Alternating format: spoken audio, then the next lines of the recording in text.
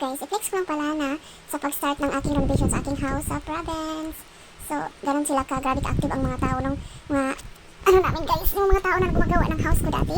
Grabe ka-active kay overnight na sila. So, ito na ngayon, ang house ko, for update. Yan ang itsura niya, pero actually guys, hindi pa yung tapos sa taas. Lalagyan pa rin siya ng tile sa taas, dyan sa terrace. Pero ngayon, ganun na siya ngayon. So, imagine that, from the time na so very small na house, ngayon, ganun na siya kalaki. So, thanks God. Kaya natapos na din siya, but hindi pa talaga siya. Retouch na lang yan, guys. So, you can imagine pala na nakagawa na pala ako ng house na ganyan. Grabe. Wala lang sa isip ko na kung kaya ko ba gawin ng ganyang house. Parang, wala lang sa akin, parang ganun. So, hindi ko akalain na okay na yung house ko. Ganun na sa tsura niya. Pero kung nandito pala yung mga magpapa ko, siguro, masaya sila, guys.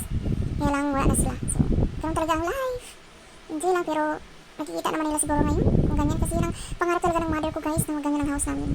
So, kaya lang, siyempre, hindi naman talaga na pagsabi nila, magic, gagawin agad. So, siyempre, need pa rin natin na time para magawa natin ang mga gusto natin sa buhay, di ba?